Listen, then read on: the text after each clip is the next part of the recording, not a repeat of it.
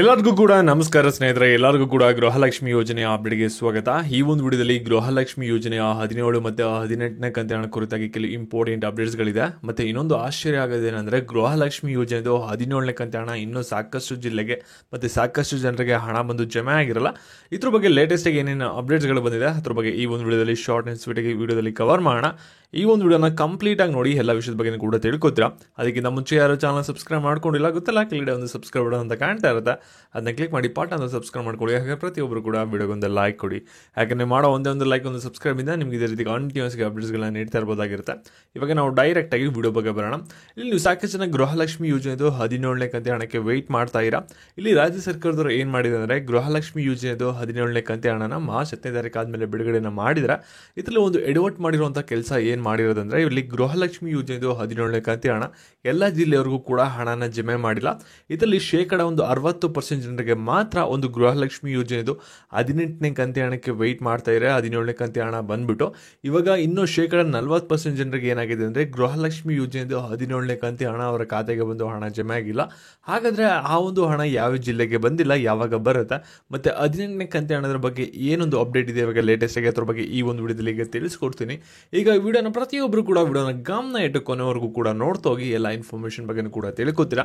ಇಲ್ಲಿ ಫಸ್ಟ್ ನಾವು ಗೃಹಲಕ್ಷ್ಮಿ ಯೋಜನೆದು 17ನೇ ಕಂತಿ ಹಣದ ಬಗ್ಗೆ ಬರೋಣ.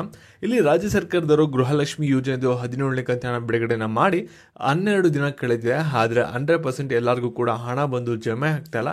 ಕೇವಲ 1 ವಾರ ಮಾತ್ರ ಎಲ್ಲರ ಖಾತೆಗೂ ಕೂಡ ಹಣ ಬಂದು ಜಮೆ ಆಗಿದೆ. ಅದಾದಮೇಲೆ ಯಾರ ಖಾತೆಗೂ ಕೂಡ ಇವಾಗ ಗೃಹಲಕ್ಷ್ಮಿ ಯೋಜನೆದು 17ನೇ ಕಂತಿ ಹಣ ಇನ್ನೂ ಬಂದು ಜಮೆ ಆಗಿರಲ್ಲ. ಮತ್ತು ಇವಾಗ ಗೃಹಲಕ್ಷ್ಮಿ ಯೋಜನೆದು 17ನೇ ಕಂತಿ ಹಣ ಮೈಸೂರು, ಮಂಡ್ಯ, ಹಾಸನ, ಕೊಡಗು ಈ ಒಂದು ಜಿಲ್ಲೆಗಳಿಗೆ ಹೆಚ್ಚು ಜನರಿಗೆ ಗೃಹಲಕ್ಷ್ಮಿ ಯೋಜನೆದು 17ನೇ ಕಂತಿ ಹಣ ಬಂದು ಜಮೆ ಆಗಿಲ್ಲ. ಎಲ್ಲರೂ ಕೂಡ ವೆಯ್ಟ್ ಮಾಡ್ತಾ ಇರೋ ಹಣ ಯಾವಾಗ ಬರುತ್ತೆ ಅಂತ. ಇವಾಗ ನೋಡಿ, ಗೃಹಲಕ್ಷ್ಮಿ ಯೋಜನೆದು 17ನೇ ಕಂತಿ ಹಣ 40% ಜನರಿಗೆ ಬಂದಿಲ್ಲ. ನೀವು ಆ ಒಂದು ಬ್ರಾಕೆಟಲ್ಲಿ ಇದ್ದೀರಾ, ನಿಮ್ಗೇನಾದರೂ ಗೃಹಲಕ್ಷ್ಮಿ ಯೋಜನೆದು 17ನೇ ಕಂತಿ ಹಣ ಜಮೆ ಆಗಿಲ್ಲ ಅಂತ ಅಂದರೆ, ನೀವು ಇನ್ನೂ ಒಂದು ಸ್ವಲ್ಪ ದಿನ ವೆಯ್ಟ್ ಮಾಡಬೇಕಾಗುತ್ತೆ ಈ ಒಂದು 17ನೇ ಕಂತಿ ಹಣ ನಿಮ್ಮ ಖಾತೆಗೆ ಬಂದು ಜಮೆ ಆಗೋಕ್ಕೆ, ಸರಿನಾ? ಇವಾಗ ಗೃಹಲಕ್ಷ್ಮಿ ಯೋಜನೆದು 18ನೇ ಕಂತಿ ಹಣದ ಬಗ್ಗೆ ಏನೊಂದು ಅಪ್ಡೇಟ್ ಇದೆ ಅದ್ರ ಬಗ್ಗೆ ಬರೋದಾದ್ರೆ, ಯಾಕಂದರೆ ಗೃಹಲಕ್ಷ್ಮಿ ಯೋಜನೆದು 18ನೇ ಕಂತಿ ಹಣ ಇವಾಗ ಯುಗಾದಿ ಹಬ್ಬಕ್ಕೆ ಬರುತ್ತೆ ಅಂತ ಹೇಳ್ತಾ ಇದ್ದಾರೆ. ಆದರೆ ಇವಾಗಲೇ ಒಂದು 22ನೇ ತಾರೀಕು ಆಗಿದೆ.